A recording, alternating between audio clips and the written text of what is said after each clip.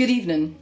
My name is Marguerite McQuaid and I'm from Creative Bandon, and I'm absolutely delighted this evening to be presenting Bandon Poetry Town from the West Cork Heritage Centre. The Heritage Centre is just an amazing, appropriate building to be launching tonight's event. It was the first purpose-built Protestant church built in the whole of Ireland in 1610 and now houses a veritable people's palace. It's full of wonderful memorabilia, from our wonderful local shop here to your local bar, complete with a snug. And it houses the most amazing stained glass. It has an old cottage kitchen, original Irish street, and many factors to delight a visitor. To launch tonight's event, I'm delighted to have here our own Mayor of County Cork, Gillian Coughlin, who is not only going to launch the event, she is a great poetry lover, and we'll hear more about that later. Gillian? Thank you, Marguerite. Is pléisiúr úntach domsa bhean seánacht chun droid na Bandon a lán seáil mar bhaile filiachta fethe héin. Ní lach fethe bailte mór himpeall na tíre animnathe mar bailte filiachta, agus tá sé go húntaach den baile seo go bhfuil sé mar sin dúin. Here in Bandon Heritage Centre, it is my pleasure to launch Bandon as one of only 20 poetry towns nationally. It is an important time for Bandon and for the entire country and of course the entire world as we emerge from the COVID pandemic. During that time, people were forced to take stock, to retreat and to take some time to reflect. Poetry has been a source of solace and comfort for many, and certainly we here in Bandon are looking forward to celebrating that.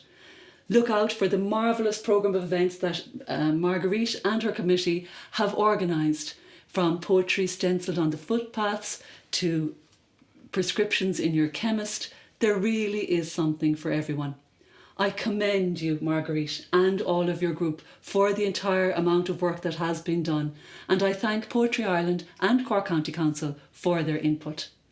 I encourage everyone to take part. It really is a magnificent accolade for Bandon and something new perhaps for some of you to take part in. So buinigi tanavas, buin trilas gakrod, agus gurv mila mahagath. I now would like to introduce Cathronan, who will read from her poem, Cliana. Cliana. Now we are free to kiss, ancient mouths in our time, sweet apples from a golden tree, wake alive, healed. Trembling steel trays, land of concrete promise, underneath a calico blanket, everything revealed. 3 birds sing blarney. We hear them in lusty stone, for all the world is red in white matted hair. You rise from the waves, kiss O'Sullivan's cheeks, wet feet in West Cork, fairy of the hills. Never too weak to speak, we hear you on the tides, whispering through the trees. Cliana, queen of the banshees!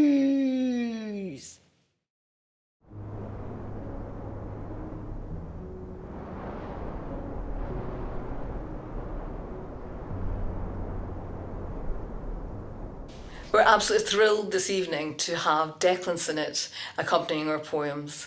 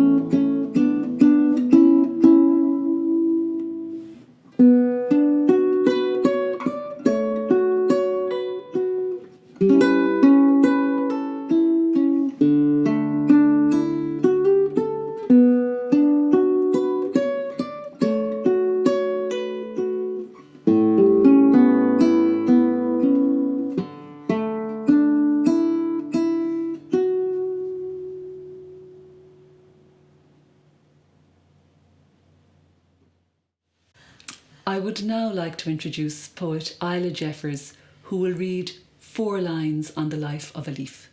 In Derek Mann's poem A Mayo Tau, he says he spent years writing 4 lines about the life of a leaf. So this is my effort. 4 lines about the life of a leaf. Hard winter chrysalis jacket springs open her seal to emerge shiny green, gather for summer's canopy. Months march on, majestic russets and gold, finally take flight, crunch groundward to mulch, compost for the new crowd.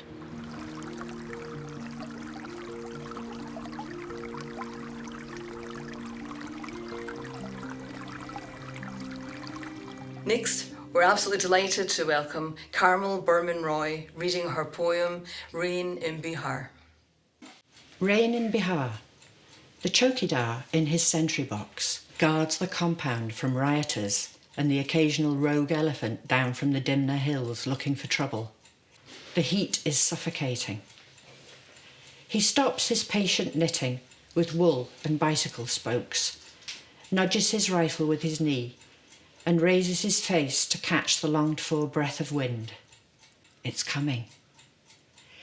In the distance, fast advancing, the beat of 1,000 snare drums, the deluge.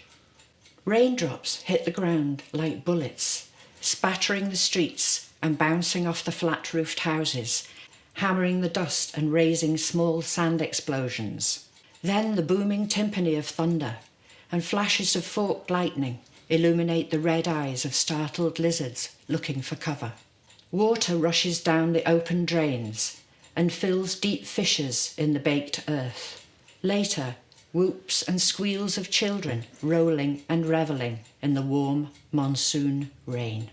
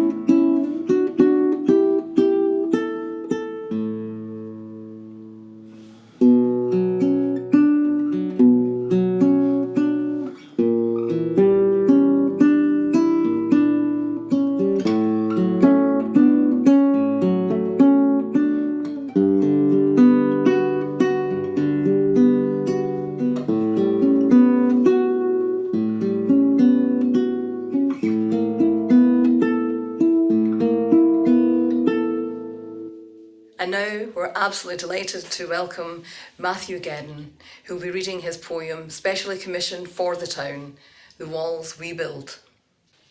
The walls we build.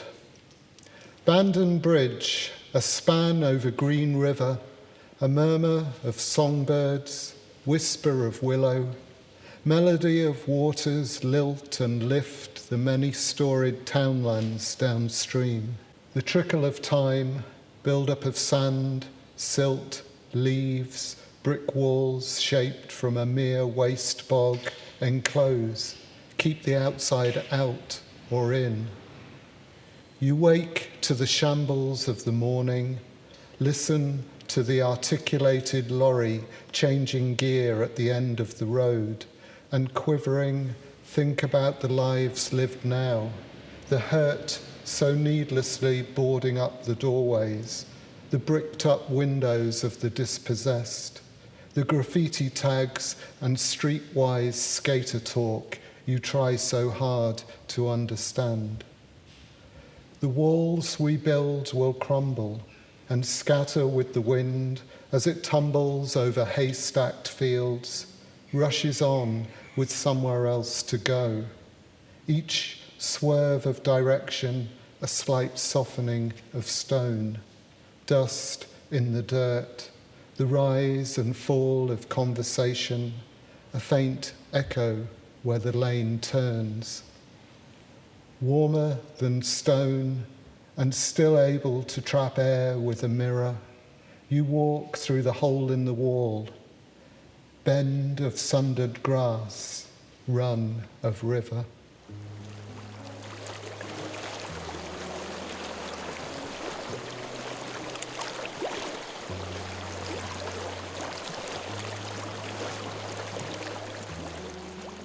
Poetry Town is a fantastic opportunity for Bandon. We have spoke to businesses who've completely embraced the idea. There'll be poetry prescriptions in your pharmacists. You'll get receipts with poetry. Poetry is medicine and it's really been embraced by the town. Shops, bookshops, chemists and cafes. Before we leave, I would just like to say thank you. First of all, to Poetry Ireland, who made all this possible, working with Cork County Council and Bandon Kinsale Municipal District. I'd like to thank our Mayor, Gillian Coughlin. I'd like to thank all the poets, not just those who took part today, but also the ones who will be running workshops throughout the week. And I would like to say thank you to the Heritage Centre for their brilliant hospitality and for providing such fascinating filming locations. I'd also like to say thank you to Maria Walsh, whose hard work makes all this possible.